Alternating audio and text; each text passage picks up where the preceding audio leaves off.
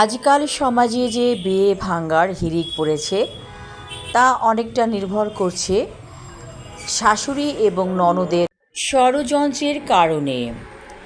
আপনার যদি দুর্ভাগ্য হয়ে থাকে তাহলে আপনি এমন ননদের পাল্লায় পড়ে যাবেন যেই ননদের নজর খারাপ, অর্থাৎ তার বদনজর আছে এবং সে তাবিজ কবজ করতে ওস্তাদ, এবং তার সাথে একটি দল আছে।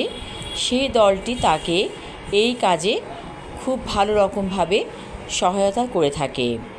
তাহলে আপনি কপাল খারাপ একটি মহিলা।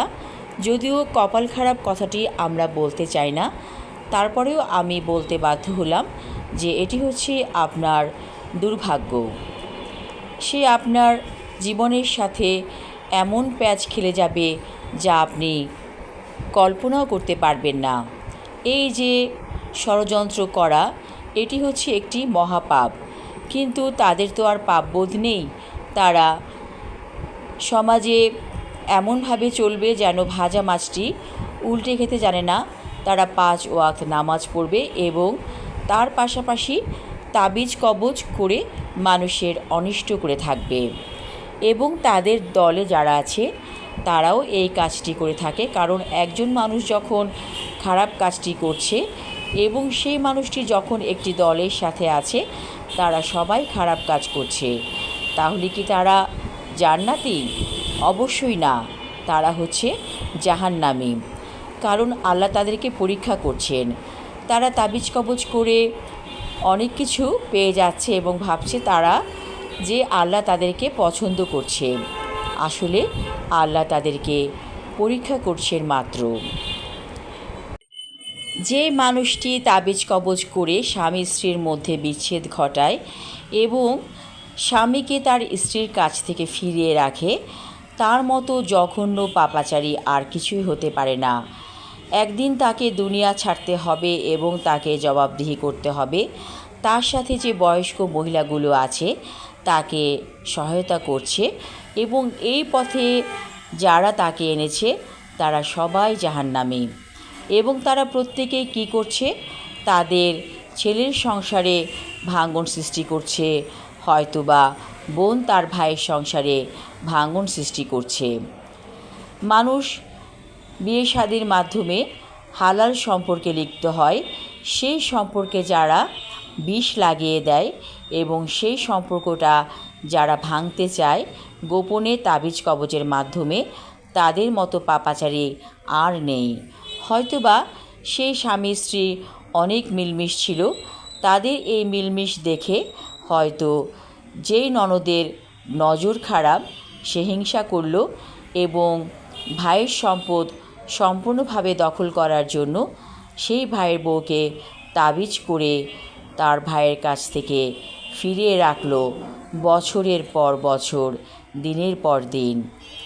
এতে কি হলো? এতে সে জঘন্য পাপাচার করল, যেই পাপের কোনো মাফ নেই। খোঁজ নিয়ে দেখা যাবে তার সংসারেও কিন্তু শান্তি নেই। সে সবসময় হয়তো বলে বেড়াচ্ছে ভালো আছি ভালো আছি, আসলে সে সত্যিকার অর্থে ভালো নেই। কারণ যে মানুষ অন্যের ক্ষতি করে তার ক্ষতি স্বয়ং আল্লাহ তাআলা করে থাকে। আমাদের সমাজে এই ধরনের পাপাচারীরা দাপটে ঘুরে বেড়ায়। তারা তাবিজ কবজ করে মানুষকে বশ করে, মানুষের টাকা পয়সা হাতিয়ে নিয়ে নেয়। এমন অনেক আছে যে স্বামী স্ত্রী শান্তিতে থাকতে পারে না, তাদের কারণে তাদের সুখ দেখে সেই তাবিজ করা মহিলাগুলো রীতিমতো হিংসা করে এবং হিংসা থেকেই এই জঘন্য পাপাচারগুলো তারা করে থাকে।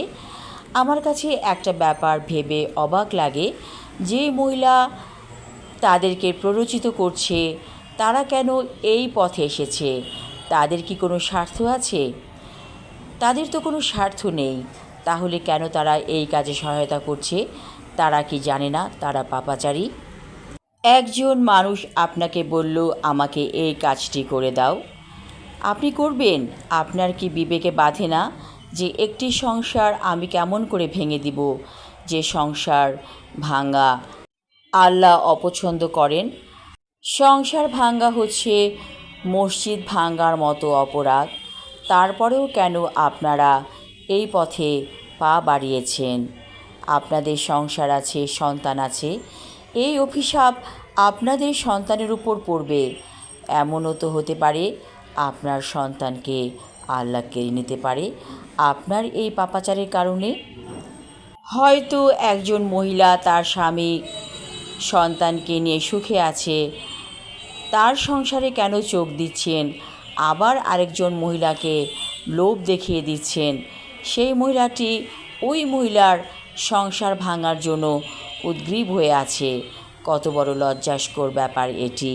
কি নির্লজ্জের মতো মানুষ একটি সংসারের ভাঙনের জন্য উদ্গ্রীব হয়ে থাকে। এমন অনেক বোন আছে, তারা তার ভাইকে আকর্ষণ করার তাবিজ দিয়ে থাকে। আপনি কেমন ধরনের বোন যে আপনার ভাইকে আকর্ষণ করার তাবিজ দেন? এটি তো তার স্ত্রী করবে, এটি তার স্ত্রীর অধিকার স্বামীর প্রতি। বোন হয়ে আপনি জঘন্য পাপাচার করছেন।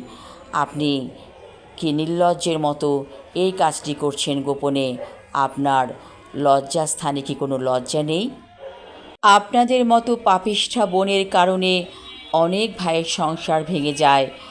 অনেক ভাই তার সন্তান ছেড়ে, স্ত্রী ছেড়ে অন্য নারীর প্রতি আকৃষ্ট হয় শুধুমাত্র আপনাদের মতো নির্লজ্জ বোনদের কারণে। এই ধরনের বোন কেন পৃথিবীতে পাপাচার করবে? এই ধরনের বোন কেন মুখোশধারী হয়ে আছে? তার মুখোশের আড়ালে আস্ত একটি শয়তান বাস করে। এই শয়তান কোনো দিন ভালো হবে না। এই শয়তান হচ্ছে ডাইনিরূপী শয়তান। সে প্রত্যেকটি সংসারে ভাঙন সৃষ্টি করছে এবং একদিন সে দেখবে অবাক হয়ে আল্লাহর তরফ থেকে তার সংসার ভেঙে গেছে, আল্লাহর তরফ থেকে তার সন্তান দুনিয়া ছাড়া হয়ে গেছে। এখনও সময় আছে ভালো হবার, ভালো পথে আসুন।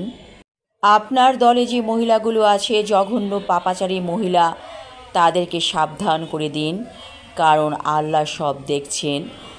তাদের সন্তানও আল্লাহ কেড়ে নিতে পারে যে কোনো মুহূর্তে। আপনি অন্যের সংসার ভাঙতে চাইছেন, আল্লাহর তরফ থেকে আপনার সংসার ভেঙে যাবে। আল্লাহর তরফ থেকে আপনার সন্তান দুনিয়া ছাড়া হয়ে যাবে।